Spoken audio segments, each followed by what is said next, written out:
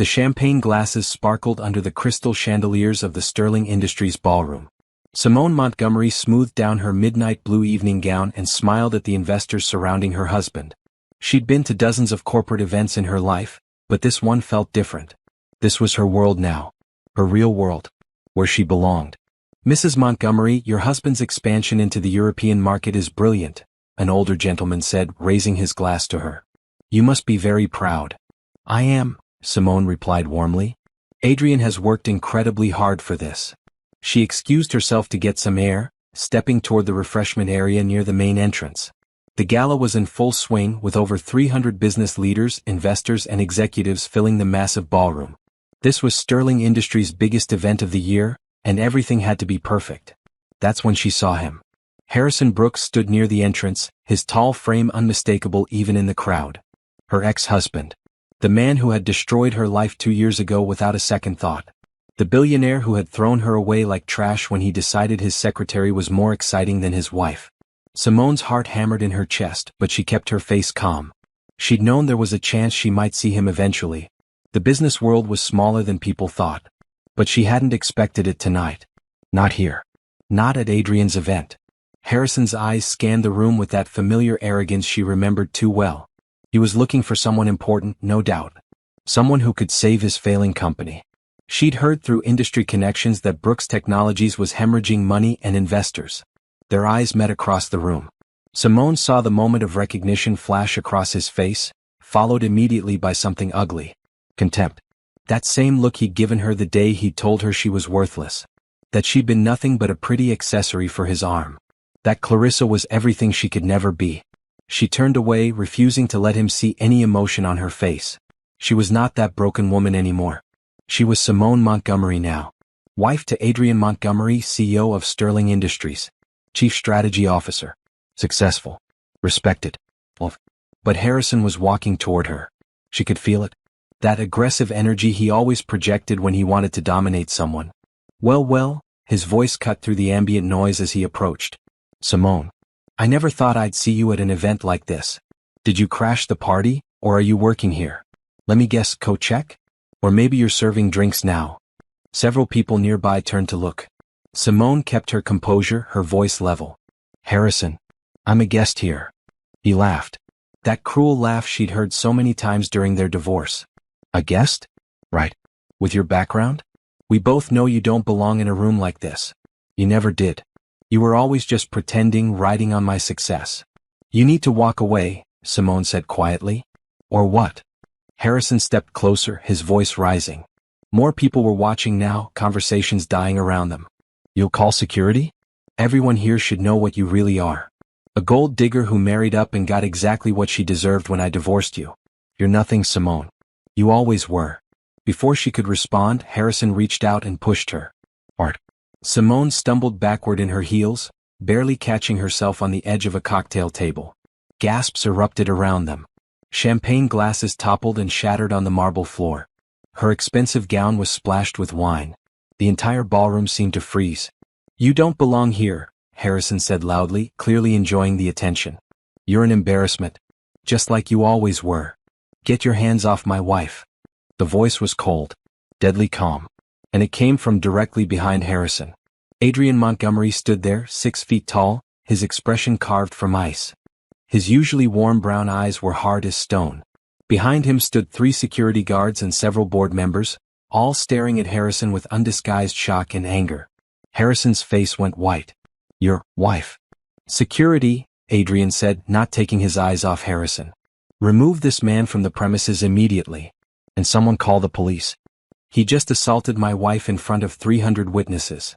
"Now wait just a minute," Harrison started. "You put your hands on her," Adrian interrupted, his voice cutting through the room like a blade. "You pushed my wife. You humiliated her in front of my investors, my board members, and my business partners. You're done here." Security moved forward, gripping Harrison's arms. He looked around wildly, finally seeming to understand the magnitude of what he'd just done. His eyes found Simone's face, and she saw the moment reality crashed down on him. She wasn't the broken woman he'd divorced. She wasn't working coat check. She was standing in this ballroom as an equal, as someone's cherished partner, as someone important. "Simone," Harrison whispered. I didn't know.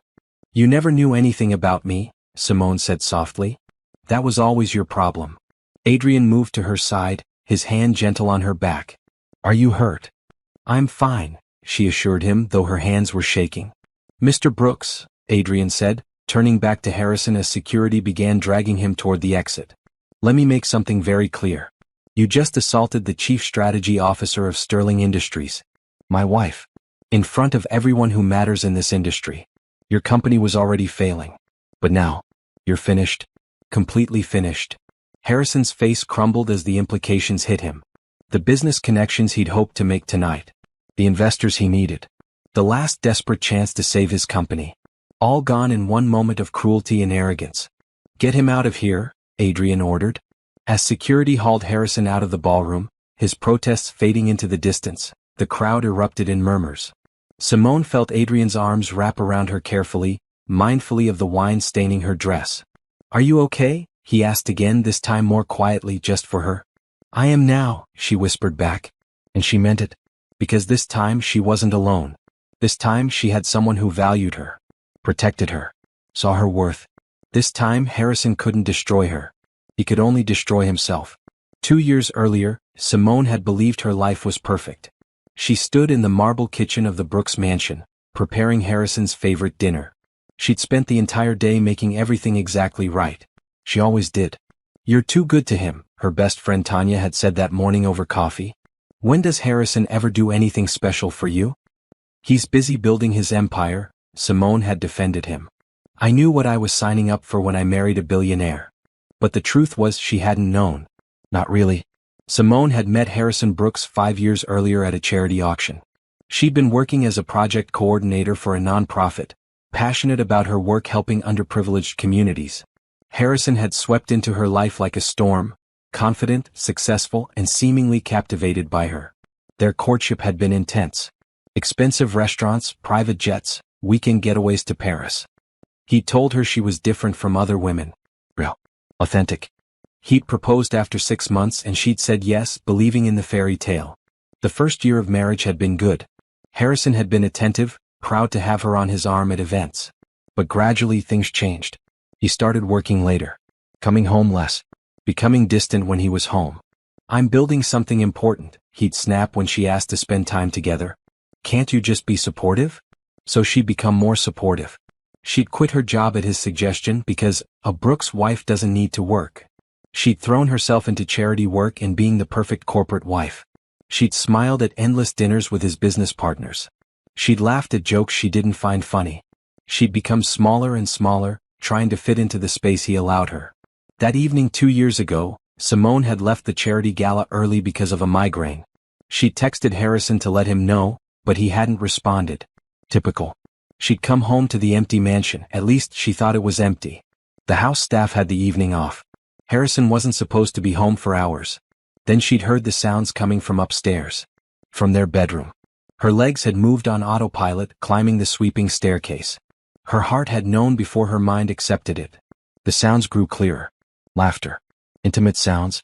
A woman's voice. She'd pushed open the bedroom door. Harrison had been in their bed with Clarissa Winters, his secretary. A woman Simone had trusted. A woman she'd invited to their home for dinner parties. A woman who'd smiled in her face while betraying her. The scene was seared into her memory forever. The shock on their faces. The way Clarissa hadn't even had the decency to look ashamed, just annoyed at being interrupted. The way Harrison had pulled the sheet up casually, like this was an inconvenience rather than a devastation. Simone, he'd said flatly. You're home early. That was it. No apology. No shame. Just irritation. How long? She'd whispered, her voice breaking. Does it matter? Harrison had climbed out of bed, pulling on his pants without any apparent embarrassment. Look, this isn't what you think. It's exactly what I think, Simone had said, tears streaming down her face. How long, Harrison? Clarissa had smirked. Actually smirked. A little over a year. A year. While Simone had been planning their anniversary party. While she'd been supporting his business expansion. While she'd been loving him with everything she had. Get out, Clarissa, Harrison had said, his eyes on Simone. Are you sure, baby? Clarissa had purred, running her hand down his chest. I said get out. After Clarissa left, taking her time getting dressed while Simone stood there frozen, Harrison had turned to her with cold eyes. "I want a divorce," he'd said simply. "What?" Simone had felt like she was drowning. "Let's not drag this out. We both know this marriage was a mistake. You're just not what I need. Clarissa understands me. She understands my ambitions. You've always been too soft, too needy, too ordinary." Each word had been a knife. Simone had stood there, her whole world collapsing, while the man she'd loved tore her apart with casual cruelty. "I gave you everything," she'd whispered. "You gave me nothing I couldn't get anywhere else," Harrison had replied. "You were good for my image for a while. The sweet nonprofit girl who made me look like a good guy. But I'm past needing that now. I need someone who can match my ambition. That's Clarissa." "You're a monster," Simone had said, finding her voice. "I'm practical," Harrison had corrected. "My lawyers will contact you tomorrow. You signed a prenup, so don't expect much. You can keep your jewelry and whatever personal items you want. But everything else is mine. This is my home too." "No," Harrison had interrupted. "It's my home. You just lived here. And now you're done living here. I want you out by the end of the week." Simone had packed a bag that night and gone to stay with Tanya. She'd cried for 3 days straight. Then she'd stopped crying and started fighting. But Harrison had been ready. His lawyers were ruthless. They painted her as unstable, vindictive, a gold digger who'd trapped Harrison into marriage. They froze her bank accounts. They turned their mutual friends against her with carefully planted stories. Clarissa had moved into the mansion the week after Simone left. Posted photos on social media of herself in Simone's home, wearing Simone's designer clothes, living Simone's life. The divorce had taken 6 months to finalize. 6 months of legal warfare. 6 months of Harrison systematically destroying everything she'd built. He'd called in favors to make sure she couldn't get hired at any major nonprofit in the city. He'd spread rumors that she was difficult to work with, mentally unstable, a leech. By the time the divorce was final, Simone had nothing. Almost no money, no job, no reputation, no friends in their old circle. She'd signed the papers in a small lawyer's office, her hands steady even though she wanted to scream. "You're making a mistake," Harrison's lawyer had said smugly. "You could have negotiated for more if you'd been reasonable." "I don't want his money," Simone had said quietly. "I just want to be free of him." And she'd walked out of that office with her head held high, carrying only her dignity and her determination to rebuild. She'd had no idea that she'd rebuild into something Harrison could never touch. That she'd become someone he couldn't destroy. That 6 months later, she'd meet a man who would show her what real love looked like. The lawyer's office was cold. Simone sat in an uncomfortable chair across from Harrison's legal team, 3 men in expensive suits who looked at her like she was garbage. Mrs. Brooks, the lead attorney, a man named Patterson, said with false sympathy, "Let's discuss the settlement." "There's nothing to discuss," Simone's lawyer, Janet Torres, said firmly. "My client signed a prenuptial agreement. She's aware she's not entitled to any of Mr. Brooks's premarital assets or business holdings. However, she is entitled to fair compensation for." "Fair compensation?" Patterson laughed. "For what? Being married to one of the wealthiest men in the state for 4 years? Your client should count herself lucky she got to live the lifestyle she did. My client contributed significantly to Mr. Brooks's social standing and business relationships," Janet argued. "Your client," Patterson interrupted, sliding a folder across the table, "has a history of mental instability that we're prepared to present in court if necessary." Simone felt her stomach drop. "What are you talking about?" "You sought therapy after your mother's death 7 years ago," Patterson said coldly. "Depression. Anxiety. We have medical records." "That's private medical information," Janet said, her voice rising. "You can't." "We can and we will if Miss Simone doesn't accept our offer," Patterson said. He pushed another document forward. $20,000. "That's more than generous." Simone stared at the number. $20,000. After 4 years of marriage. After giving up her career. After supporting Harrison through everything. "That's insulting," Janet said. "That's what she's worth," Patterson replied. "And if she fights this, we'll make sure everyone knows exactly who she really is. A gold digger who targeted Mr. Brooks deliberately. A mentally unstable woman who can't be trusted." "You're lying," Simone whispered. "Am I?" Patterson pulled out printed screenshots of social media posts. "These are from your college years. Wild parties. Drinking. A very different image than the sweet nonprofit girl you pretended to be. They were photos from normal college parties. Nothing scandalous. But Simone could see how they'd be twisted. How they'd be used against her.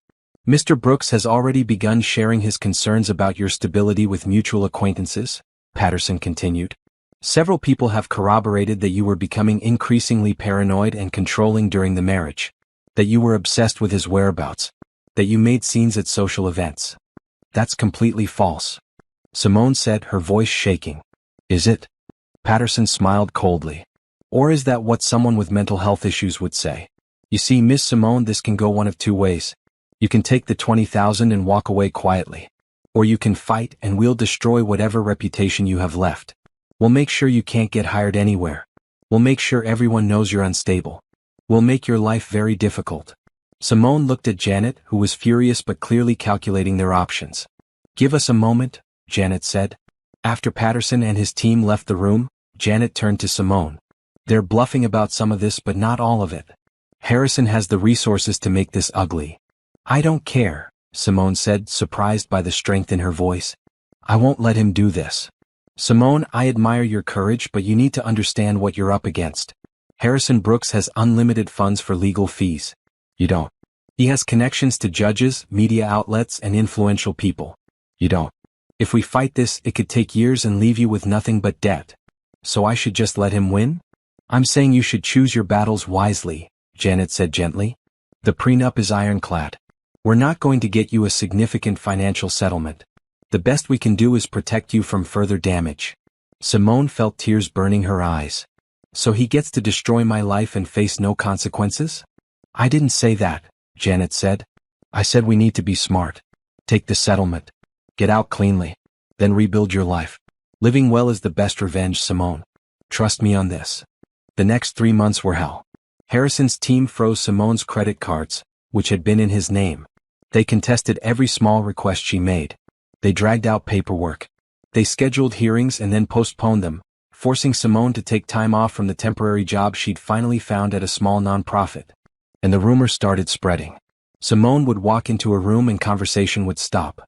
Former friends avoided her calls. She showed up at a charity event she'd helped organize for years, and the chairwoman pulled her aside. Simone, I think it's best if you don't attend this year, the woman said, not meeting her eyes.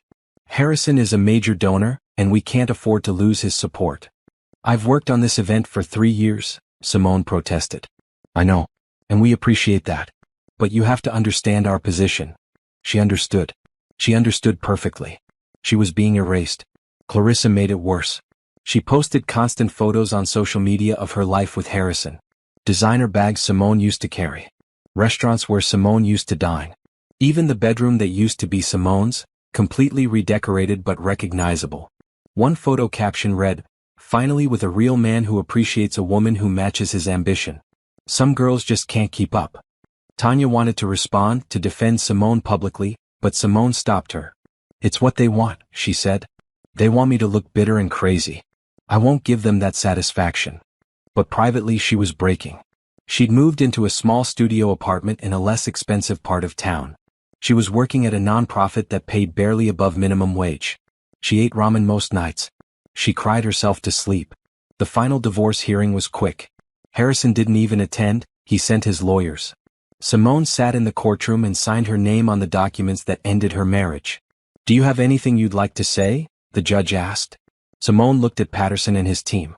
She thought about Harrison, probably at his office or with Clarissa, not even bothered enough to show up. "Yes," she said quietly. "I hope he gets exactly what he deserves." Patterson smirked. "Is that a threat?" "No," Simone said. "It's a prediction." She walked out of that courthouse with $20,000, her personal belongings and her freedom. It didn't feel like much, but it was hers. That night, sitting in her tiny apartment, Simone made a decision. She wasn't going to let Harrison define her. She wasn't going to stay in this nonprofit sector where his influence could follow her. She was going to reinvent herself completely. She was going to build something Harrison could never touch. She was going to succeed in a way that made all his cruelty meaningless. She opened her laptop and started researching business programs, career changes, anything that would help her start over.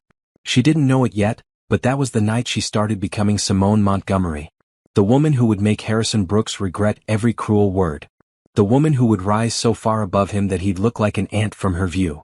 6 months after the divorce, Simone barely recognized her own life. She'd sold most of her designer clothes and jewelry to pay for a 6-week intensive business certification program. She'd moved her belongings into storage and crashed on Tanya's couch while she rebuilt herself from nothing. The program had been brutal. Accounting, business strategy, market analysis, project management, all crammed into 6 weeks of 12-hour days. But Simone had absorbed every lesson like her life depended on it. Because it did. "You're the most driven person in this program," her instructor had told her on the last day. "Companies would be lucky to have you." Simone had applied to 73 positions. She'd received 68 rejections, 5 interviews, and finally 1 offer. Sterling Industries. Project manager position. Decent salary. Room for growth. She'd accepted before they finished making the offer. Her first day at Sterling Industries, Simone had stood in front of the gleaming office building and taken a deep breath. This was it. Her fresh start. Her new life. No one here knew about Harrison or the divorce or any of it. She was just Simone Davis. She'd gone back to her maiden name, a project manager ready to prove herself. The work was challenging. Sterling Industries was a major player in sustainable technology, and they moved fast. Simone managed multiple projects simultaneously, coordinating between departments, handling budgets, solving problems that arose. She was good at it. Better than good. Within 3 months, her supervisor pulled her aside. "You're exceeding expectations," he'd said. "I'm putting you on the Scandinavia expansion project. It's high profile. Don't let me down." Simone hadn't let him down. She'd coordinated the entire expansion flawlessly, bringing the project in under budget and ahead of schedule. Her work caught the attention of the executive team.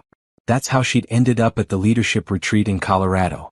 The retreat was held at an exclusive mountain resort. 50 of Sterling Industries' top performers, brought together for 3 days of strategic planning and team building. Simone had felt out of place at first, surrounded by executives and senior managers. She was still relatively new, still rebuilding her confidence. But during a breakout session on market expansion, she'd presented an idea about targeting emerging markets in Southeast Asia. Her presentation had been thorough, backed by data, and offered a fresh perspective. After the session, a tall man with warm brown eyes and a thoughtful expression had approached her. "That was impressive," he'd said, extending his hand. "Adrian Montgomery." Simone had recognized the name immediately. CEO of Sterling Industries. The man who ran the entire company. "Thank you, Mr. Montgomery," she'd stammered. "Adrian, please. And I mean it. That Southeast Asia strategy is exactly the kind of innovative thinking we need. Would you have time to discuss it further? Maybe over dinner tonight?" That dinner had changed everything. Adrian wasn't like Harrison at all. He'd asked questions and actually listened to the answers. He'd wanted to know about her background, her ideas, her perspectives. He'd been impressed by her work, not her appearance. He'd seen her mind before anything else. "I grew up poor," Adrian had told her over dessert. "My father was a factory worker. I built this company from nothing because I understood that success comes from hard work and smart strategy, not from looking down on people. That's why your idea resonated. You're thinking about how to help communities while building business. That's rare." They talked for 3 hours. About business, about life, about their views on success and failure. "I was married," Adrian had said at one point. "My wife passed away 4 years ago. Cancer. We have a daughter, Riley. She's 8. Being a single parent and running a company is complicated." "I can imagine," Simone had said softly. "I'm divorced. It was difficult. Do you want to talk about it?" And surprisingly, she had. She told him a simplified version: the cheating, the ugly divorce, the rebuilding. She hadn't mentioned Harrison's name or how cruel it had been. But Adrian had seemed to understand anyway. "Anyone who couldn't see your worth is a fool," he'd said simply. Over the next few months, Adrian had sought out Simone's input on various projects. He'd promoted her to senior project manager. He'd invited her to strategy meetings. And slowly, carefully, their professional relationship had developed into friendship. "Riley wants to meet you," Adrian had said one day 6 months after the retreat. "She's heard me talk about this brilliant woman at work and she's curious." Meeting Riley had been nerve-wracking. Simone had no experience with children.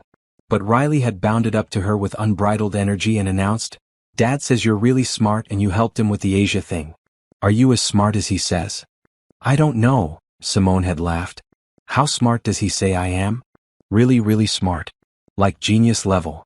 Well, I don't know about genius. Do you like pizza? Riley had interrupted. Because Dad's making pizza tonight and he's terrible at it, but I didn't want to hurt his feelings. But if you think it's bad too, maybe he'll believe it. Simone had looked at Adrian, who was trying not to laugh. The pizza had indeed been terrible. But the evening had been perfect. Adrian had walked Simone to her car that night. Riley likes you, he'd said. She's picky about people. So that means something. I like her too, Simone had admitted. She's wonderful. So are you, Adrian had said softly. Then he'd asked the question that had been building between them for months. Would you like to have dinner with me? Not as colleagues. As more than that. Simone had been terrified. The last relationship had destroyed her. But Adrian wasn't Harrison. Adrian was kind. Genuine. Real. Yes, she'd said. I'd like that very much. Their first real date had been at a small Italian restaurant, nothing fancy. Adrian had shown up with flowers and opened her car door and asked about her day. He'd been nervous, which she'd found endearing. I haven't done this in a long time, he'd admitted. Dating. It's terrifying. I know what you mean, Simone had said. They'd taken things slowly. Adrian never pushed. He respected her boundaries. He introduced her to Riley gradually, making sure everyone was comfortable. He was thoughtful and patient, and everything Harrison hadn't been. At work, they'd been professional. No one knew they were dating. Simone had insisted on maintaining that boundary, wanting to prove herself on her own merits. After a year of dating, Adrian had proposed. Not at a fancy restaurant or public event, but in his living room while Riley was at a sleepover. Just the two of them, honest and real. I love you, he'd said simply. I love your strength and your intelligence and your kindness. Riley loves you. I want to build a life with you. Will you marry me? Simone had cried. Happy tears this time. Yes.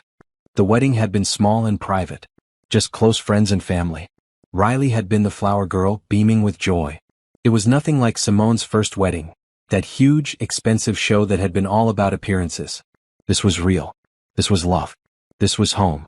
When she'd signed the marriage license as Simone Montgomery, she'd felt like she was claiming her real identity for the first time. The first 3 months of marriage were an adjustment. Not because things were difficult, but because they were so different from everything Simone had known before. Adrian actually wanted to spend time with her. He came home for dinner. He asked about her day and listened to the answer. He valued her opinions on everything from business decisions to what color to paint Riley's room. I think you should be more involved in the strategic planning side of Sterling, Adrian said one evening as they cleaned up after dinner. Riley was upstairs doing homework. Your insights are consistently some of the best I hear. I don't want anyone thinking I'm getting special treatment because I'm your wife, Simone said carefully. You're not getting special treatment. You're getting recognition for being brilliant. Adrian dried a plate and put it away. But I understand wanting to maintain clear professional boundaries. What if we structured it so you're reporting directly to the COO, not to me? That way there's separation. That could work, Simone admitted. Also, Adrian continued, I've been thinking about expanding your role. Not because you're my wife. Because we need someone with your strategic mind in a higher position. But I wanted to check with you first. Make sure you're comfortable with that level of visibility. Visibility. That was the concern. The more visible she became, the more likely it was that people from her past would make the connection. Would see that Simone Davis, the failure Harrison had discarded, was now Simone Montgomery, successful executive. I'm not ashamed of my past, Simone said slowly. But I also don't want to deal with the drama it might bring. You don't have to decide now, Adrian said. Just think about it. That weekend, they'd taken Riley to the Science Museum. Watching Adrian explain exhibits to his daughter, seeing how patient he was with her endless questions, Simone felt a wave of gratitude. This was what family looked like. What love looked like. This quiet, normal, beautiful life. Simone, can I ask you something? Riley said as they walked through the space exhibit. Of course. Can I call you Mom? I mean, if you want. If it's okay. Simone's throat tightened. She looked at Adrian, who was watching with gentle eyes. I'd really like that, Simone said softly. Riley had hugged her then, and Simone had felt something broken inside her begin to heal. At work, Simone continued to excel. She'd taken on a leadership role in the Southeast Asia expansion. Her original idea from the retreat was now a major company initiative. She managed a team of 15 people and coordinated with international partners. You're doing incredible work, the COO Margaret Chin told her during a review. Adrian's recommendation was spot on. We'd like to promote you to Director of Strategic Initiatives. That's a significant jump, Simone said, trying to stay calm. You've earned it. Your project success rate is 94%. Your teams consistently rate you as one of the best managers they've worked with. And your strategic proposals have generated substantial revenue growth.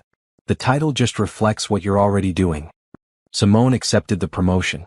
With it came more responsibility, a better office, and unfortunately, more visibility. Her name started appearing in company announcements and industry publications.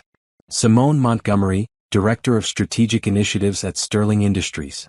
She waited for the shoe to drop, for someone from her old life to recognize her. But nothing happened. Apparently, the world had moved on from the scandal of Harrison Brooks's divorce.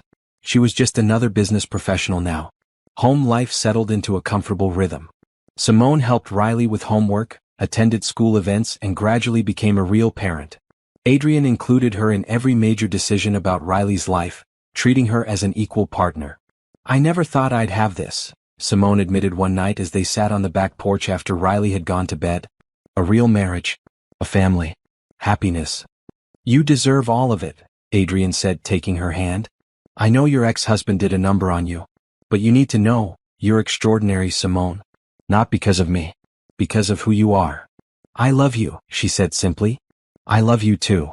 Life wasn't perfect. Simone still had moments when she doubted herself, when Harrison's cruel words echoed in her mind. But Adrian was always there to remind her of her worth. And watching Riley grow and thrive gave Simone a purpose beyond just proving her ex wrong.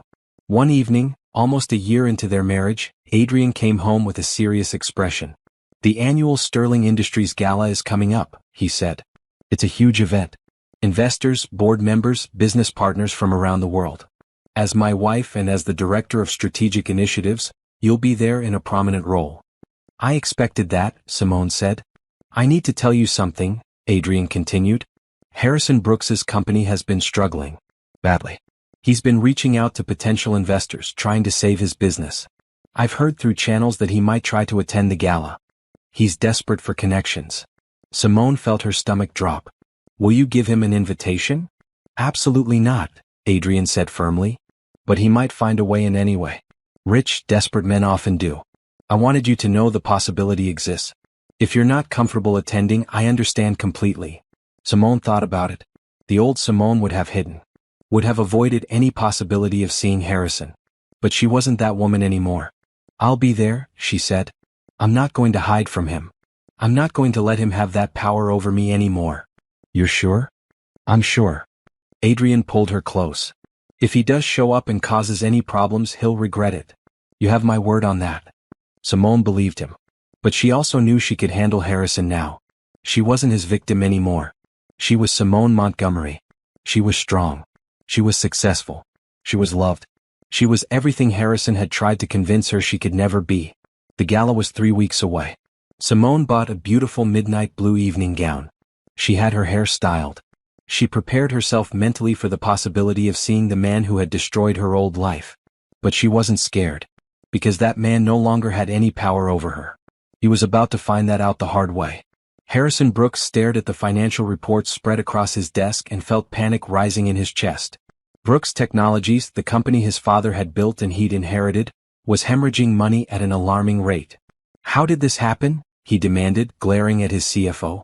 Sir, the decisions made over the past 2 years have been problematic, the CFO said carefully. The expansion into the cryptocurrency platform without proper research. The acquisition of that failing biotech company because Ms. Winters thought it would be profitable. The excessive spending on. Are you blaming Clarissa? Harrison interrupted. I'm explaining the factors, the CFO said. We've also lost 3 major contracts because our service quality has declined. Several key employees left to work for competitors. Our reputation in the industry has taken a significant hit. Harrison knew why employees had left. He'd been distracted. Focused on his relationship with Clarissa, on enjoying his wealth, on the lavish lifestyle they'd been living. He'd let operations slide.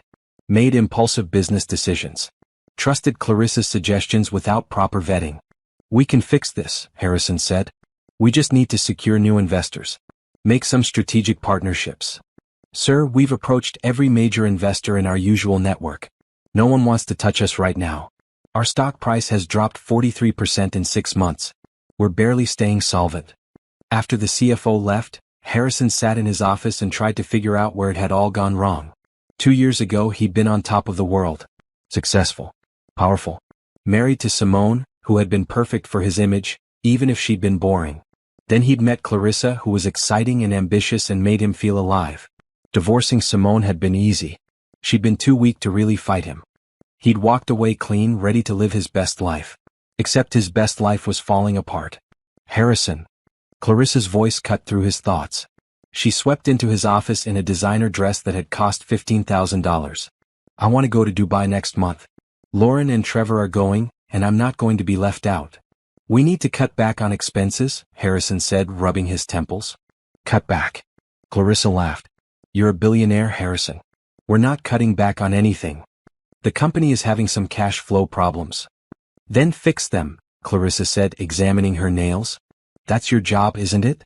To make money?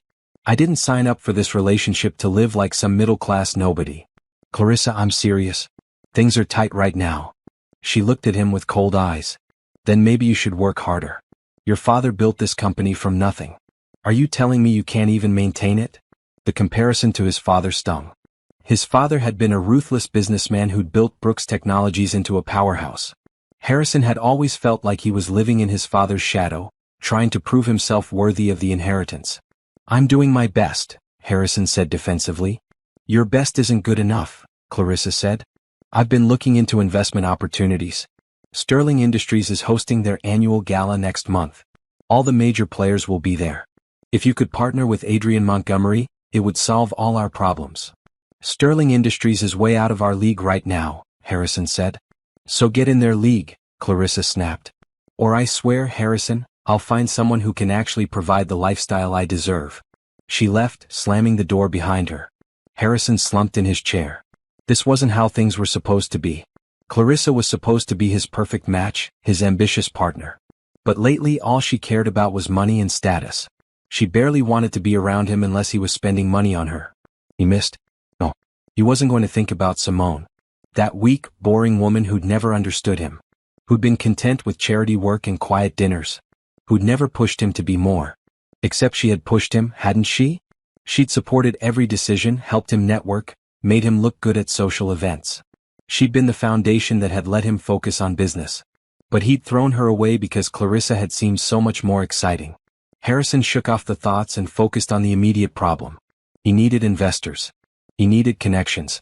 Clarissa was right about one thing. The Sterling Industries gala was full of potential partners. He started making calls. None of his usual contacts could get him an invitation. Sterling Industries was selective about their guest list, and Harrison's reputation had taken hits he hadn't realized. People were talking about his company's problems. About his poor business decisions. About his messy divorce. "I heard you really did a number on your ex-wife," one potential contact said over lunch. "That whole thing was ugly, Brooks. Made you look petty." "She was trying to take me for everything I had," Harrison lied. "I had to protect myself." "Sure," the man said, clearly not believing him. "But the way you handled it? Making her look crazy? That's not a good look. Makes people wonder what you'll do to business partners if things go south." Harrison hadn't considered that angle. He'd been so focused on winning the divorce, on punishing Simone for daring to question his affair, that he hadn't thought about how it made him look professionally. "Anyway," the contact continued, "I can't help you with Sterling Industries." "Sorry." Harrison kept trying. He pulled every favor he had. Finally, 3 weeks before the gala, he managed to secure an invitation through a business acquaintance who owed him money. It wasn't an official invitation, more of a +1 situation, but it would get him in the door. "I got us into the Sterling Gala," he told Clarissa that evening. "Finally," she said, barely looking up from her phone. "I need a new dress. Something that makes a statement." "Clarissa, I said we need to watch our spending. And I said I need a new dress. Unless you want me to show up looking poor?" She gave him that look, the one that said she was already thinking about other men who could give her what she wanted. Harrison bought her the dress. $20,000. It hurt, but losing Clarissa would hurt worse. He needed her right now. Needed someone in his corner. The night before the gala, Harrison researched Sterling Industries and Adrian Montgomery. The company was impressive, innovative, profitable, growing rapidly. Montgomery himself had an impeccable reputation. Self-made billionaire, widower, raising a young daughter alone while running a major company. Everything Harrison wished he was. If he could secure a partnership or investment from Sterling Industries, it would save Brooks Technologies. It would prove he was still relevant, still powerful. He never connected the dots.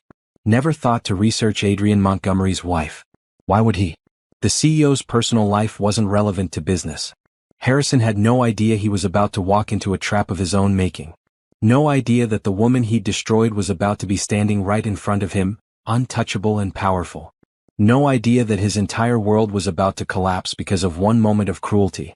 He got dressed for the gala in his best suit, confident that tomorrow night would be the turning point. That he'd walk into that ballroom and save everything. He had no idea how wrong he was. The silence in the ballroom was deafening.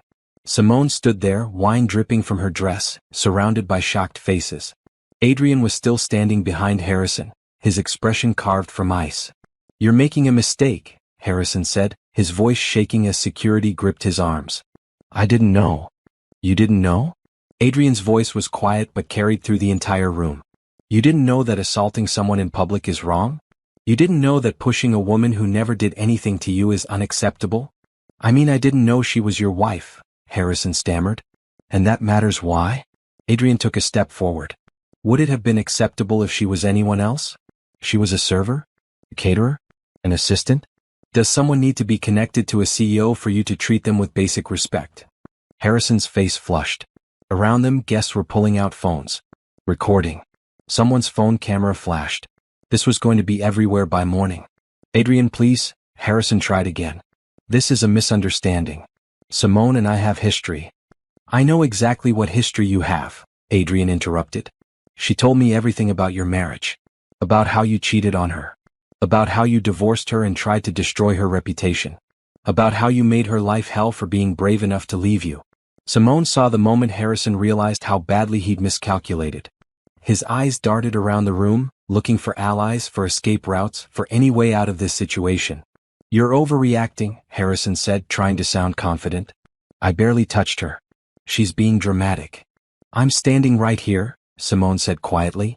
Her voice wasn't loud, but something in it made everyone turn to look at her. "And I'm not being dramatic. You put your hands on me. You pushed me. You tried to humiliate me in front of all these people. Just like you tried to humiliate me during our divorce. Just like you've been trying to make me feel small for years. You're nobody," Harrison spat, his composure cracking. "You were nothing when I married you and you're nothing now. You just found another rich man to leech off of." "Enough," Adrian said, his voice sharp. "Security, remove him. Now." As the guards started dragging Harrison toward the exit, he twisted around, his eyes wild. "You'll regret this. Do you know who I am? What I can do?" "You're Harrison Brooks," Adrian said calmly. "CEO of a failing company that will be bankrupt within 6 months at your current trajectory. You're a man who just assaulted the wife of the CEO of Sterling Industries in front of 300 witnesses, including board members, investors, and media representatives. You're finished. You can't do this to me," Harrison shouted. "You did this to yourself," Simone said. She felt Adrian's hand on her back, steady and supporting. "You always blamed everyone else for your problems. But the truth is, Harrison, you're your own worst enemy. You always have been." Harrison lunged toward her, but security held him back. "You vindictive." "Get him out," Adrian ordered. "And call the police. I want him charged with assault." "No." Harrison struggled against the guards. "Please. I'm sorry." "Simone, tell them. Tell them it was a mistake." Simone looked at the man she'd once loved. The man who had destroyed her life without a second thought. The man who had shown her zero mercy when she was at her lowest point. "No," she said simply. They dragged Harrison out. His protests faded as the doors closed behind him. The ballroom erupted in whispers. Simone stood there, feeling hundreds of eyes on her. Her dress was ruined. Her carefully styled hair was disheveled. She probably looked like a mess. But she'd never felt stronger. Margaret Chin, the COO, appeared at her side. "Simone, are you all right? Do you need medical attention?" "I'm fine," Simone assured her. "Just shaken." "That was Harrison Brooks," one of the board members said, approaching. "I didn't realize you two knew each other." He's my ex-husband, Simone said clearly. We've been divorced for 2 years. I never expected to see him here tonight. He wasn't officially invited, Adrian said, his arm around Simone now. He came as someone's plus one. That person will no longer be welcome at Sterling Industries events. I should go home and change, Simone said quietly to Adrian. We'll both go, Adrian said immediately. No. Simone touched his arm. You're the host. You need to stay. This is too important to walk away from. You're more important, Adrian said. I know. But I'm okay. Really? Simone managed a small smile. I'm not going to let him ruin this event. Or anything else in my life ever again. You're incredible, Adrian said softly. Then, louder, addressing the crowd, Ladies and gentlemen, I apologize for that disruption. Unfortunately, someone who was not welcome managed to gain entry tonight. The situation has been handled. Please continue enjoying the evening. And raise your glasses to my wife, Simone, who handled that with more grace than most people could manage. Applause rippled through the crowd. Genuine, supportive applause. People were looking at her with respect, not pity. I'll have someone drive you home, Adrian said to Simone. And I'll be there as soon as I can. Take your time, Simone said. Handle the business. That's what tonight is about. She left the ballroom with her head high, flanked by 2 security guards. In the car on the way home, she finally let herself process what had happened. Harrison had looked so different. Desperate. Diminished. Nothing like the powerful man who had thrown her away. He was losing everything and he'd been trying to blame her for it. Her phone buzzed. Text messages from people she hadn't heard from in years. Former friends from her marriage to Harrison. I saw what happened. I'm so sorry. I never believed what Harrison said about you. You look amazing.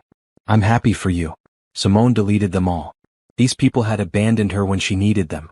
She didn't need their validation now. When she got home, she changed out of the ruined dress and put on comfortable clothes. Riley was at a sleepover, so the house was quiet. Simone made herself tea and sat on the couch, thinking about how differently this night had ended compared to how she'd imagined it. She'd been prepared to see Harrison from a distance. Maybe exchange cold, polite nods. Move on with her evening. She hadn't expected him to be so bold, so cruel, so desperate. But she also hadn't expected to feel so strong, so sure of herself. The old Simone would have crumbled, would have been humiliated, would have run away. The new Simone had stood her ground, had faced him without fear, had let him expose his own ugliness to everyone who mattered. When Adrian came home 2 hours later, Simone was still on the couch.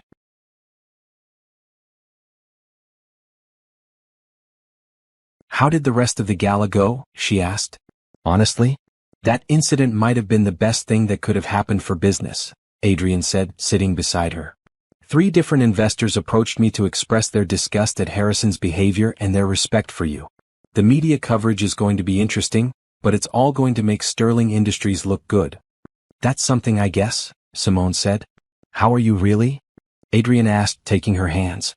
I'm good, Simone said, surprised to find it was true. I thought seeing him would bring back all those old feelings. The hurt, the shame, the anger. But instead all I felt was pity. He looked so pathetic, Adrian. So desperate. He destroyed everything trying to punish me and now he has nothing. He deserves nothing, Adrian said firmly. Maybe. But I don't want to think about what he deserves anymore. I just want to move forward. We still need to press charges, Adrian reminded her. He assaulted you. That has to have consequences. I know, Simone said. And I will. Not because I want revenge. But because no one should be able to do what he did without facing consequences. Adrian pulled her close. I'm so proud of you. I'm proud of me too, Simone said softly. And she meant it. Tonight had been a test she hadn't known she'd have to face. And she'd passed. Harrison had tried one more time to break her. But she was unbreakable now. The next morning, Simone woke up to her phone exploding with notifications. The incident at the gala was everywhere. Business news sites. Social media. Even mainstream news had picked it up because Harrison Brooks was a somewhat public figure. The headlines varied. Billionaire assaults ex-wife at industry event. Harrison Brooks removed from Sterling Industries gala after altercation. CO Adrian Montgomery defends wife from ex-husband's attack. Someone had recorded the entire incident. The video was clear. Harrison approaching Simone. His aggressive body language. The moment he pushed her. Adrian stepping in. Harrison being removed by security. This is going to be everywhere for weeks, Adrian said, reading the news on his tablet over breakfast. Is that bad for Sterling Industries? Simone asked. No. If anything, it's showing we don't tolerate that kind of behavior. The response on social media is overwhelmingly supportive of you. He showed her his tablet. The comments were brutal toward Harrison. What kind of man pushes a woman like that? He's pathetic. She clearly upgraded. This is why his company is failing. No character. I need to go to the police station today, Simone said. File the official assault charges. I'm coming with you, Adrian said immediately. You don't have to. I'm coming with you, Adrian repeated firmly. At the police station, Simone gave her statement. The officer taking her report was professional and sympathetic. We have multiple videos of the incident, he said. And dozens of witnesses. This is a strong case. Mr. Brooks will be charged with assault. Given his resources, he'll probably be released on bail quickly, but there will be a trial. What happens if he's convicted? Simone asked. For a first-time offense of this nature, probably a fine and possibly probation. It's unlikely he'll serve jail time. But it will be on his record. That afternoon, Harrison was arrested at his office. The media covered that too. Photos of Harrison in handcuffs being led out of Brooks Technologies headquarters. His lawyers worked fast. He was released on bail within hours. But the damage was done. Sterling Industries issued an official statement. We have zero tolerance for violence or harassment of any kind. Harrison Brooks is permanently banned from all Sterling Industries properties and events.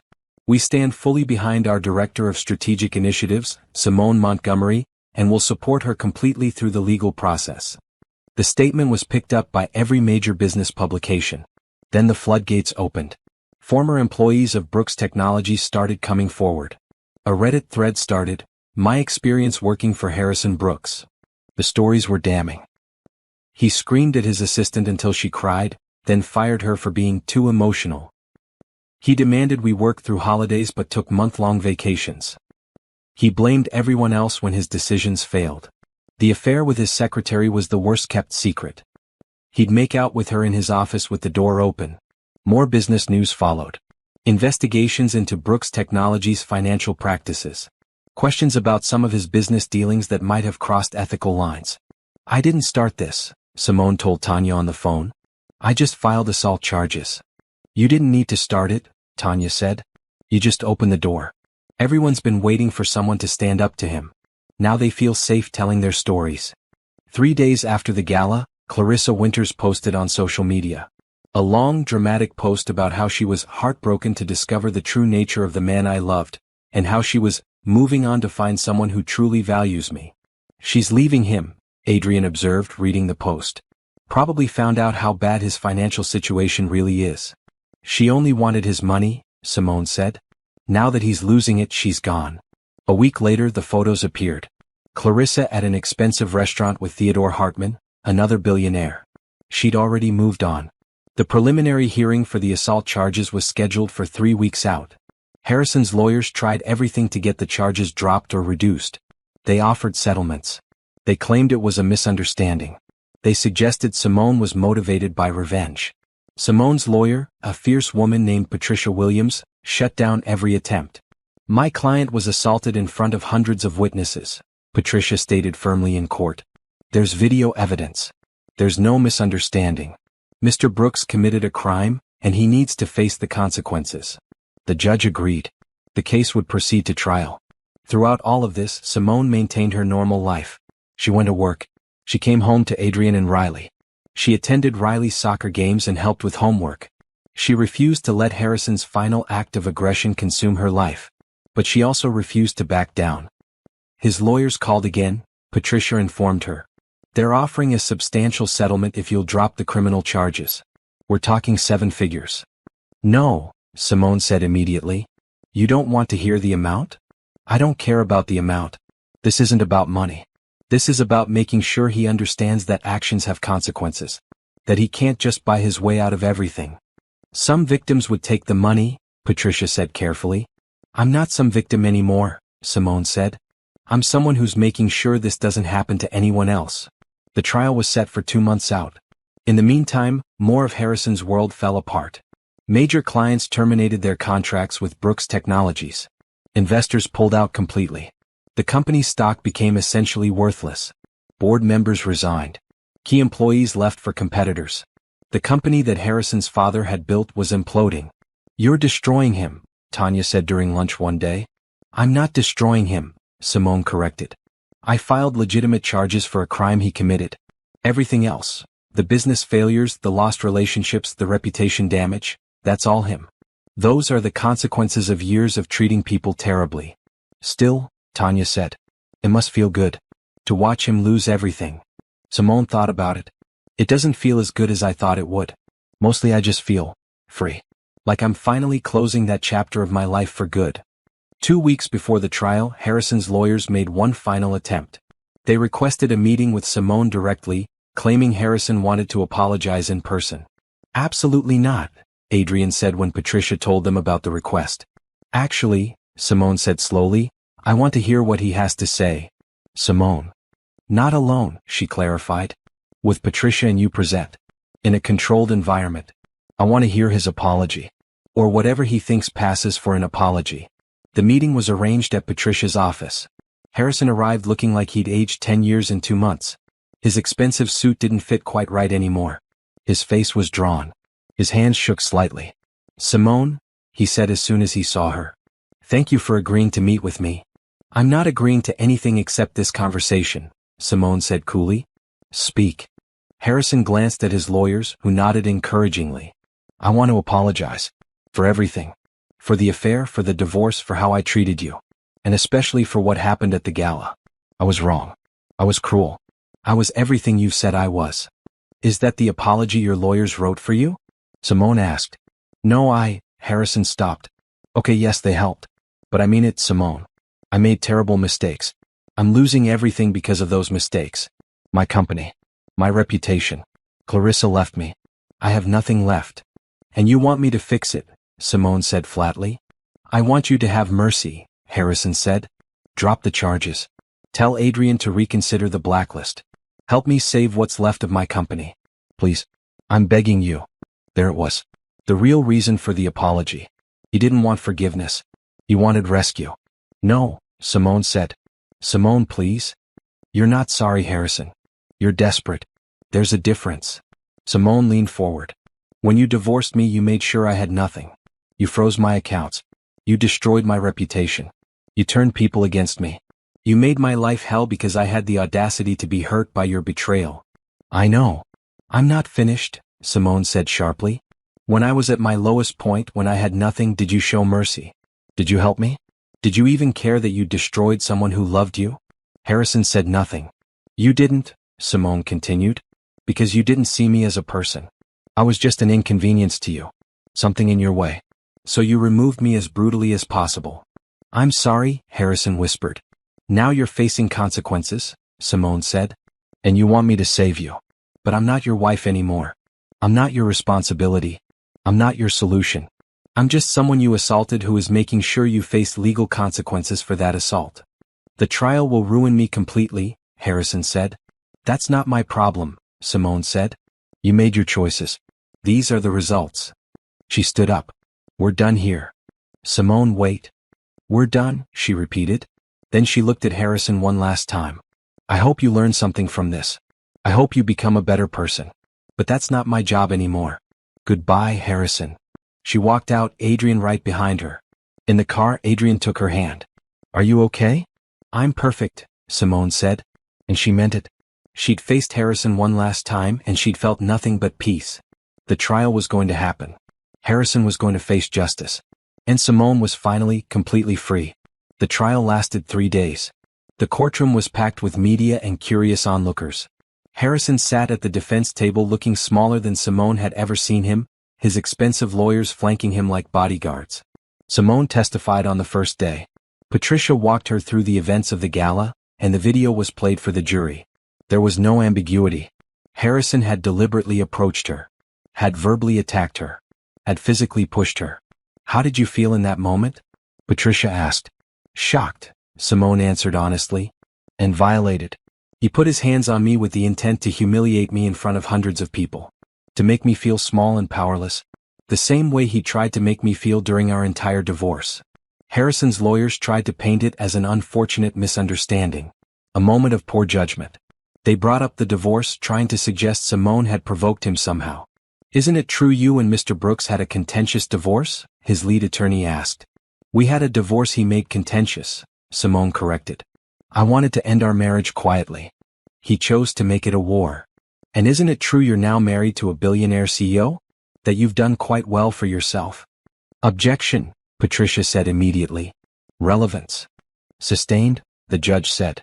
"Counselor, Ms. Montgomery's current marriage has nothing to do with whether your client assaulted her." Over the next 2 days, other witnesses testified. People who'd been at the gala. The security guards who'd removed Harrison. Margaret Chin, who testified about Simone's character and professionalism. Then came the character witnesses for Harrison. Or rather, the lack thereof. His lawyers had struggled to find anyone willing to testify on his behalf. They brought in a business associate who spoke stiffly about Harrison's past success. A distant cousin who barely knew him. But former employees testified for the prosecution. Volunteered to do so. They told stories of Harrison's temper, his tendency to blame others, his pattern of aggressive behavior. "He once threw a stapler at an assistant's head," one former employee testified. "When it missed and hit the wall, he made her clean up the mess and apologized to him for making him angry." The jury heard it all. The pattern of behavior that made the assault at the gala not an isolated incident but part of who Harrison was. On the third day, Harrison took the stand in his own defense. His lawyers had advised against it, but he'd insisted. He needed to tell his side. "I made a mistake," Harrison said, his voice carefully modulated. "I saw my ex-wife at an event and old emotions came up. Anger about how our marriage ended. I acted inappropriately and I regret it deeply." "So you admit you pushed Ms. Montgomery?" the prosecutor asked on cross-examination. There was contact, yes," Harrison hedged. "But I didn't intend to hurt her." "What did you intend?" "I just wanted her to understand." "Understand what, Mr. Brooks? That you were angry with her? That you wanted to humiliate her in front of her colleagues and her husband?" "No, You said, and I quote from multiple witnesses, 'You don't belong here. You're an embarrassment.' Is that correct?" Harrison's jaw tightened. "I was upset. And when you're upset, you put your hands on people? You push them?" "That's not what I..." "Answer the question, Mr. Brooks. When you're upset, is it acceptable to physically assault someone?" "No," Harrison admitted quietly. The jury deliberated for 4 hours. When they returned, the verdict was clear: guilty. Harrison's face crumbled as the judge read the verdict. He truly believed he'd somehow get away with it. That his lawyers would save him. That his money and status would protect him. But they hadn't. Sentencing was set for 2 weeks later. Harrison received a fine of $50,000, 2 years of probation, mandatory anger management classes, and a permanent restraining order keeping him away from Simone. "Do you wish to make a statement?" the judge asked Simone after sentencing. Simone stood. "Yes, Your Honor. I want to thank the court for taking this seriously. Assault is assault, regardless of the relationship between the people involved. I hope Mr. Brooks uses this time to reflect on his actions and become a better person. But mainly, I hope other people who've been treated the way he treated me see this and know they don't have to accept that treatment. Thank you." As Simone left the courthouse, reporters swarmed. She prepared a brief statement with Patricia. "Justice was served today," Simone said calmly. "I'm grateful to the jury and the justice system. Now I'm going home to my family." That was it. No gloating. No celebration. Just closure. The business fallout continued. Within a month of the trial, Brooks Technologies filed for bankruptcy. The company that had been in Harrison's family for 30 years was gone. The assets were liquidated to pay creditors and legal fees. Harrison's mansion was seized by the bank. His cars were repossessed. His investment accounts were frozen and emptied to pay debts. He'd been a billionaire. Now he was unemployed and essentially broke. Several of his former executives approached Sterling Industries for positions. Simone personally interviewed 3 of them. "Why did you stay at Brooks Technologies as long as you did?" she asked one candidate. "Honestly? Fear," the man admitted. "Harrison had a reputation for destroying people who crossed him. But after seeing how you stood up to him and won, it gave the rest of us courage to leave." Sterling Industries hired 2 of the 3, bringing fresh talent and insider knowledge into the company. Clarissa, meanwhile, had moved on completely. She was engaged to Theodore Hartman within 3 months, flashing a massive ring on social media. She never publicly commented on Harrison's downfall, but she'd scrubbed all photos of him from her accounts. Tanya sent Simone a screenshot of Clarissa's engagement post. "She doesn't waste time." "She never did," Simone replied. "She knew exactly what she wanted." Unfortunately for Harrison, what she wanted was never him. Just his money. "Do you think he understands that now?" "I don't know," Simone said honestly. "But it's not my problem anymore." 3 months after the trial, Simone was at work when Patricia called. "Harrison has requested permission to send you a letter," Patricia said.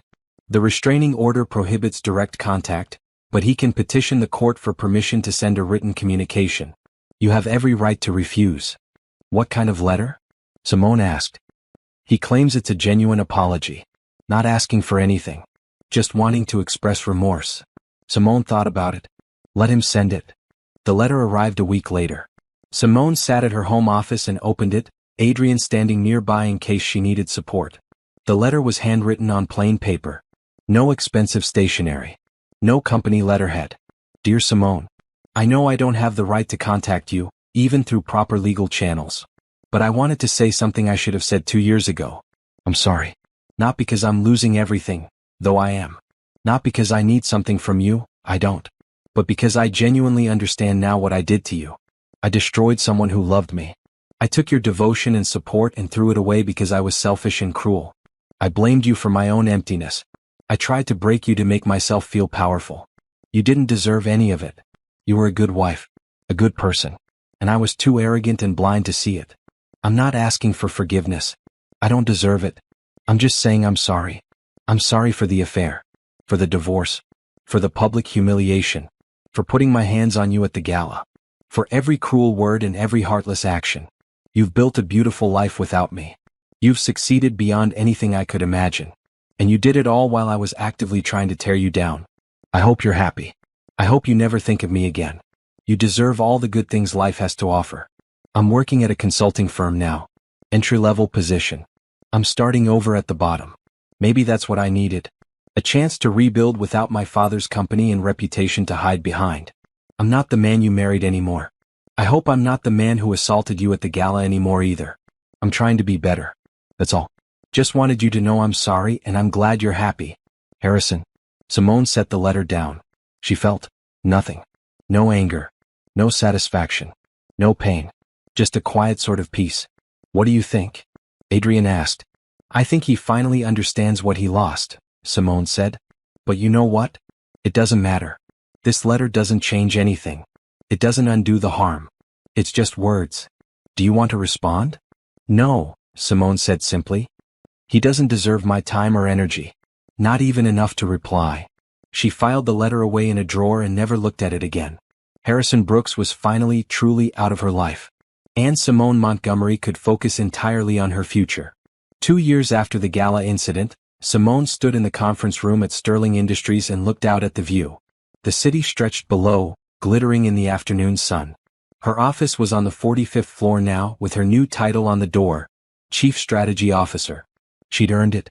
Every bit of it. Her Southeast Asia initiative had exceeded all projections, generating millions in revenue. Her strategic leadership had helped Sterling Industries acquire 2 competitors and expand into 3 new markets. She was respected throughout the industry as a brilliant business mind. "Mom?" Riley's voice came from the doorway. She was 12 now, taller and more confident. "Dad says we're going to be late for the ceremony if you don't stop staring out the window." Simone laughed. "I'm coming." Today was the launch of the Montgomery Foundation, a non-profit dedicated to helping women rebuild their lives after difficult divorces. Simone had poured her heart into creating it over the past year. The foundation offered career counseling, legal support, temporary housing assistance, and job placement services. Too many women lose everything in divorce because their husbands have more resources, Simone had explained to the board when proposing the foundation. "I want to change that. I want to make sure no woman has to go through what I went through." Sterling Industries had donated the seed funding. Adrian had insisted. "Your story, your foundation," he'd said. "I'm just supporting you." The launch ceremony was held at a beautiful event space downtown. Over 200 people attended. Business leaders, potential donors, and several women who'd already been helped by the foundation's early programs. Simone stood at the podium looking out at the audience. She saw Adrian and Riley in the front row, both beaming with pride. She saw Tanya, who'd stuck by her through everything. She saw colleagues from Sterling Industries who'd become real friends. "Thank you all for being here," Simone began.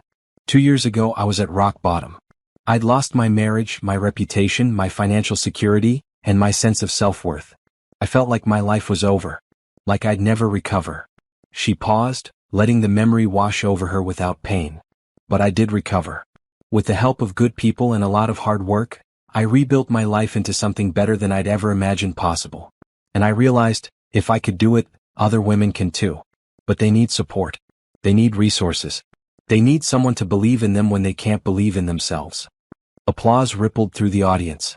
"The Montgomery Foundation exists to be that support system," Simone continued.